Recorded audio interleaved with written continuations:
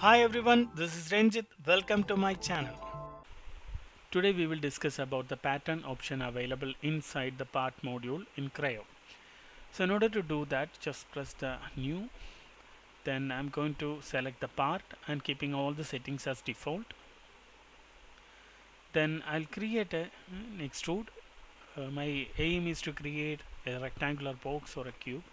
So I'm directly going for the extrude and creating the rectangle. Then press OK. Okay, so this is my box. I want to pattern this box. So go to pattern. This is the pattern option. Go to pattern. Then you must select the items, but before selecting the items you should change the type, because this what defines our pattern. So this case there are multiple options, like you can specify the dimensions, then direction, then axis, fill. These options are there. In this case we are going to discuss the direction option. So click on the direction and you can specify the direction. If I click this plane, automatically it will be like this one, that is it will be oriented perpendicular to the surface or normal to the surface. And I'm going to increase the number of members in let's say 5. Similarly, if you want to add multiple direction, that is multiple or a rectangular pattern, you can select another plane by selecting this one.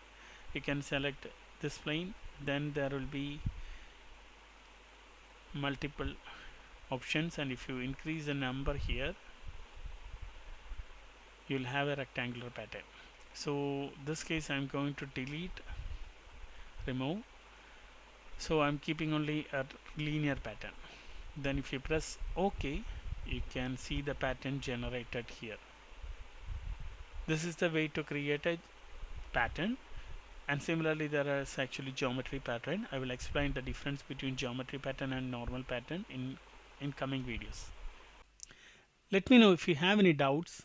Feel free to post your questions in the comment section. I will address them to the best of my knowledge. Thank you.